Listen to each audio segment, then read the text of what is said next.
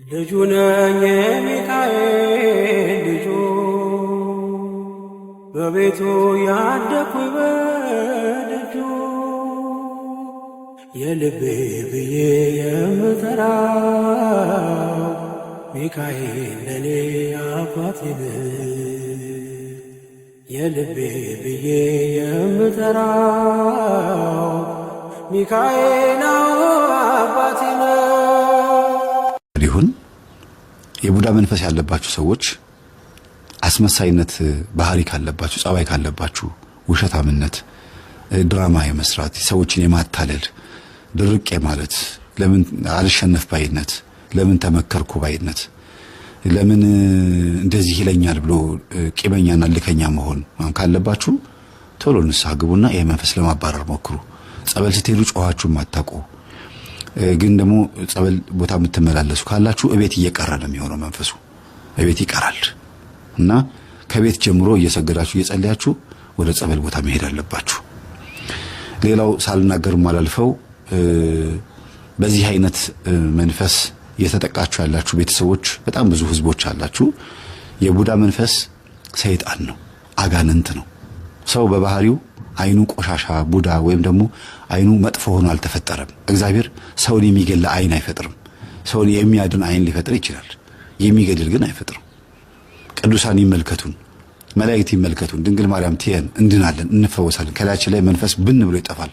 የሚገድል አይን ግን እግዚአብሔር አልፈጠረም።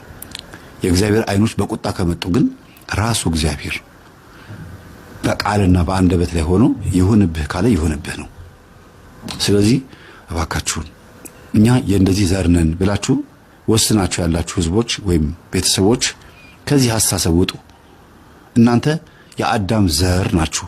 እናንተ የሔዋን ዘር ናችሁ። የክርስቶስ በዓመተ ምሕረት ደግሞ የክርስቶስ የቅዱስ ቁርባኑ የቤተ ክርስቲያን ዘርና አባል ናችሁ። በቃ ሌላ የማንም ዘር አይደላችሁም። አጋንንት አይደላችሁም፣ ሰው ናችሁ። በግድ ራሳችሁን የማይሆን ነገር ውስጥ አትወትፉት። ሸክላም ብትሰሩ ብረትን ብትቀጠቅጡ ምንም አይነት ሙያ ቢኖራችሁ የተከበረ ሙያ ነው። እናንተ በሰራችሁት ነው የምንተዳደረው። እናንተ በኢትዮጵያ ውስጥ 25% የገቢ ምንጭ ናችሁ። በምትሰሩት ሙያ እጅግ ሲበዛ በጣም የሚከበር ሙያ ነው ያላችሁ። ግን እላያችሁ ላይ ካለው መንፈስ አንጻር ምን ያደርጋል? መንፈሱ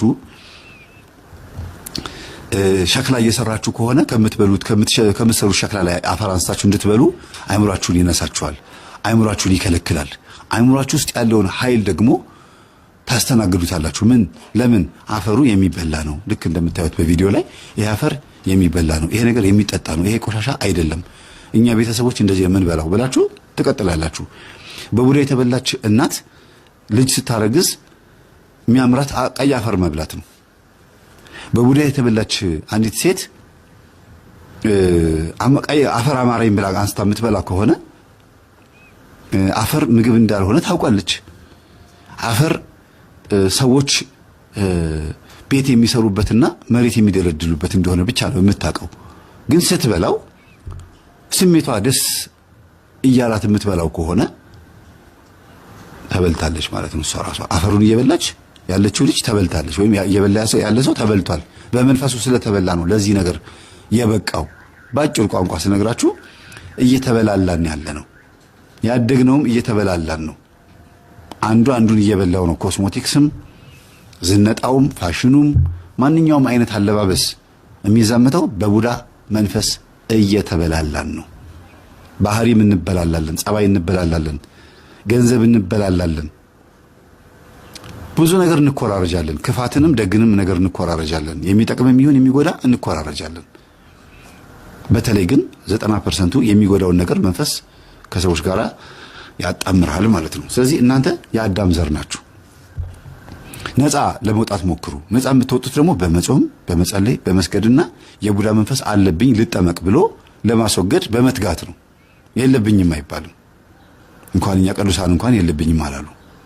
ስለዚህ በትችሉ እናቴ እንደዚህ ነበረች፣ አባቴ እንደዚህ ነበረ ብላችሁ አስባችሁ ብቻ ፖዝ መሆን የለባችሁ፣ ወይም መቅረት የለባችሁ። ወይም ደግሞ ዝም ብላችሁ ባላችሁበት አትቆሙ።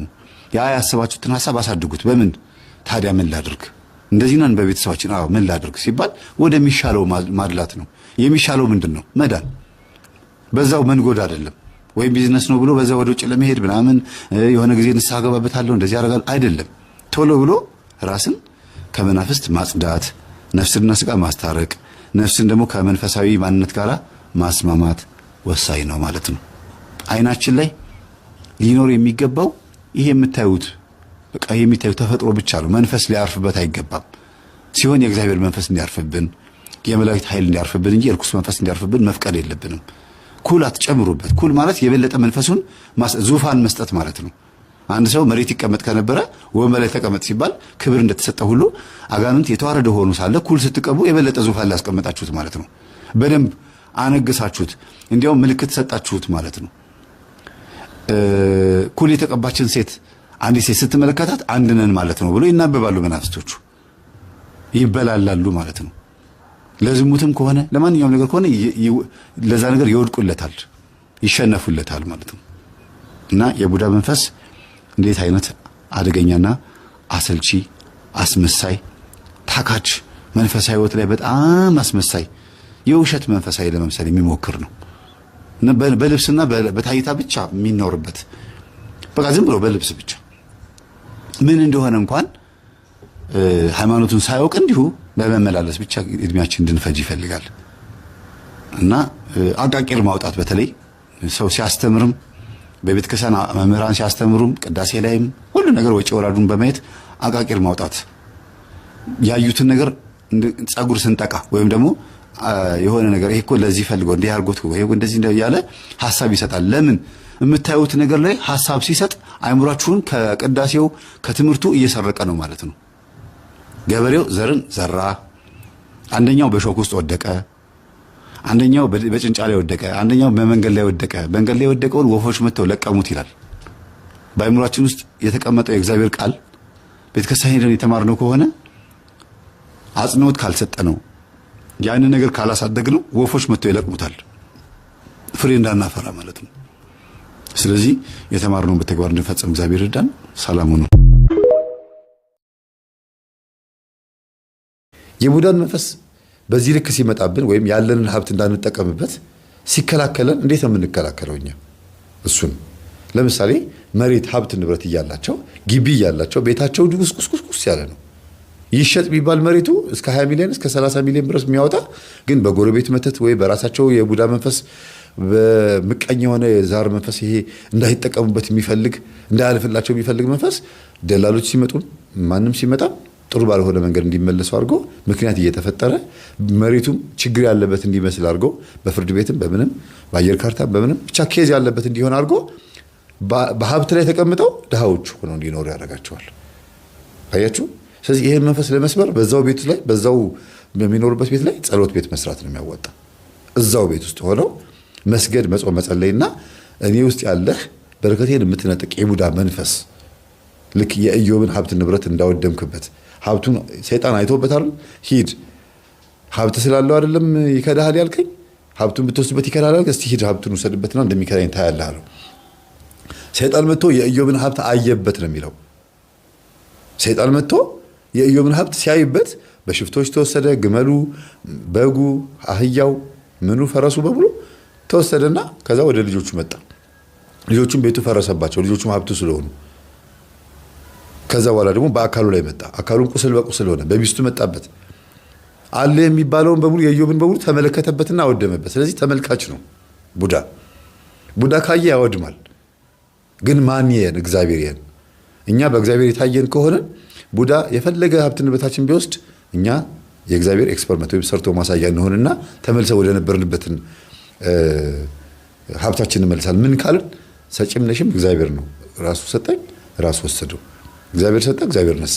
ከእናቴ ወር ስወለድ ራቁቴን የተወለድኩት አሁንም ራቁቴን እገባለሁ እያለ ሲያመሰግን ቆይቶ እንደነበረው አዲስ ሀብት፣ አዲስ ንብረት፣ አዲስ ልጆችና አዲስ ሚስት ሌላ ማንነት ኖሮ 140 ዓመት ኖሮ ሞተ ነው የሚለው አይደለም ኢዮብ። ስለዚህ ቡዳ ምንም እንኳን ቢመለከትም እግዚአብሔርን ከያዝን ግን ይመታል። ለዚህ ነው መጽሐፈ ሄኖክ ምዕራፍ 2 ላይ አዛዝኤል የሚባለው መንፈስ ለሴቶች ኩል መኳልን አስተማረ፣ እንሾሽላ መቀባትን አስተማረ፣ የምንዝር ጌጥ ማድረግን አስተማረ፣ አምባር ጌጣጌጦችን ማድረግን አስተማረ። ሾሽን ለመሞቅ ኩል መኳል ቀንድ መቀንደም አይደለም። ይሄን አስተማረ ነው የሚለው። ለምን ተመልክ በሰው ላይ ሆኖ ማየት ይወዳል። የሰዎችን ንብረት በሰው ላይ ሆኖ ነው የሚያየው። የራሳቸው እንዳይመለከቱ የሰው እንዲመለከቱ ያደርጋቸዋል። መኪና ገዛ፣ የሀብት ንብረት አገኘ፣ ይሄ ችግር የለውም እስቲ ዘርፎ ወይም ደግሞ የሆነ ነገር አድርጎ ነው እንጂ ሰርቶ መቼም አላመጣውም ይባላል። በቃ ያ ሰው ላይ ሆኖ ሀብታችሁን ይመለከትባችኋል። እናንተ እንዴት እንዳመጣችሁት እናንተ ነው የምታውቁት። በጤንነት ካመጣችሁት እግዚአብሔር ያግዛችኋል። በሌብነት ካመጣችሁት ደግሞ ያው ነው የታወቀ ነው። አጥፍቶ ጠፊ ነው የምትሆኑት። እና የሰላቢ መንፈስ ቡዳ የሰላቢ መንፈስ ሲሆን ሁለት አይነት ነው። አንደኛ ለምን በሀብት ንብረት በለጠኝ፣ ለምን ከኔ ቀደመኝ፣ ስለዚህ የሱን አጥፋበት፣ አውድምበት፣ አቃጥልበት ነው ሰላቢ፣ በቃ ስለበበት ነው። ሁለተኛው ደግሞ እኔ ከሱ ጋር አብሬ መካፈል እፈልጋለሁ፣ ያለው ሀብት እንዲያካፍለኝ እፈልጋለሁ፣ አበድረኝ ስለው እሺ እንዲለኝ፣ የሼር እንስራ ስለው እሺ እንዲለኝ፣ ብቻ በአጠቃላይ የሱ የሆነ ሀብት በሙሉ የኔ እንዲሆን እፈልጋለሁ ብሎ ያላችሁን ሀብት የሚቀራመት ሰው ይሄም ሰላቢ ነው።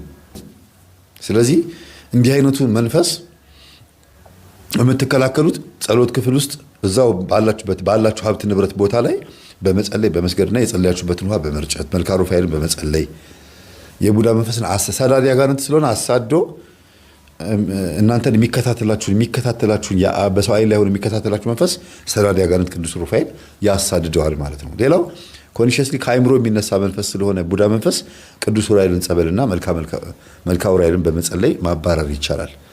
ስፔሻሊ ይሄንን መንፈስ ነው ብላችሁ እያላችሁ ሀብት ንብረት በእናንተ ሀብት ንብረት እንዳትጠቀሙ የሚከላከለውን ጸጋ ራሱ ኖሯችሁ የመናገር ክህሎት፣ የማሳመን ክህሎት፣ ፒኤችዲ ዲግሪዎች፣ የተለያዩ በቃ አሪፍ የትምህርት ውጤቶች ሪዛልት እያላችሁ ማትጠቀሙበት ከሆነ ተምሮ ብቻ ዝም ብሎ እድሜን መፍጀት ከሆነ ይሄ መንፈስ ቡዳ መንፈስ ነው።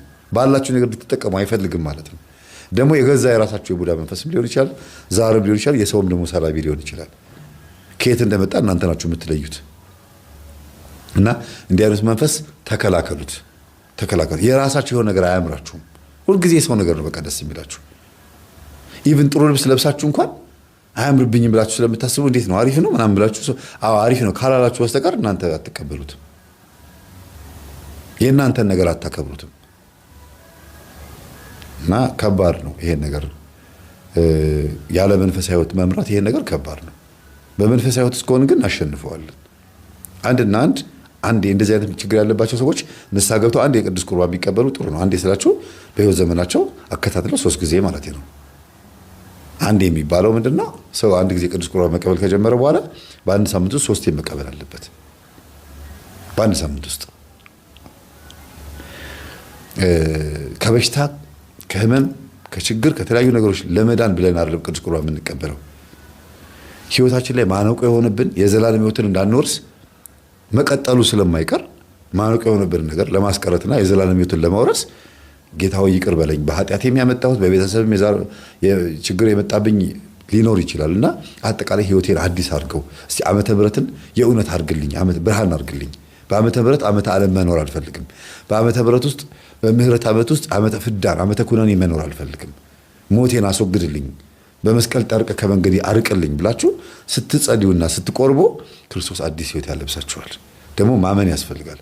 ልክ ስለት ስትሳሉ ስለቱ ከመድረሱ በፊት ገንዘብ ስታስገቡ ወይም ደግሞ ይሄን ያክል ብር አመጣለሁና ይሄን ካረክልኝ ስትሉና እንዲህ አይነት ነገር እንድታደርግልኝ ስለምፈልግ ይሄን ገንዘብ አስገብቻለሁ ማለት ይለያያል። አያችሁ፣ ሁለት በጣም ትልቅ ልዩነት አለው። ካልገባችሁ ደግማችሁ አዳምጡት ወደ ኋላ አንድ ስቴፕ አድርጋችሁና በህይወታችሁ ውስጥ የተሰጣችሁን ጸጋ መጀመሪያ በደንብ ወቁት። እግዚአብሔር ምን አይነት ክህሎት፣ ምን አይነት ጸጋ፣ ምን አይነት ቴንደንሲ ነው የሰጠኝ? ለኔ የሰጠኝ ዝንባሌ ምንድነው? ምንድነው የኔ ሆቢ? እግዚአብሔር ለኔ የሰጠኝ ከሰዎች ለየት ያለ ምንድነው ለኔ ለብቻ የሰጠኝ ነገር ብላችሁ ወቁት። እሱ ነገር ለማሳደግ ሞክሩ። ጥሩ ከሆነ መጥፎ ባህሪያችሁን ለማስወገድ ሞክሩ። ከዛ ጥሩ ባህሪ ነው ብላችሁ በምታስቡበት በኩል ምን ልጠቀምበት ይችላል ብላችሁ ደግሞ አስቡ። ሁሉም ሰው የራሱ የሆነ የሚጠቀምበት ጸጋ ይኖረዋል እና ያንን ጸጋችሁን ተጠቀሙበት። ስለነበረ ሰዓት ሁሉ የአምላካችን ስም የተመሰገነ ይሁን። እግዚአብሔር ይጎብኘን። ሰላሙ ነው። ልጁ ነኝ የሚካኤል ልጁ በቤቱ ያደኩ በልጁ የልቤ ብዬ የምጠራው ሚካኤል ለኔ አባቴ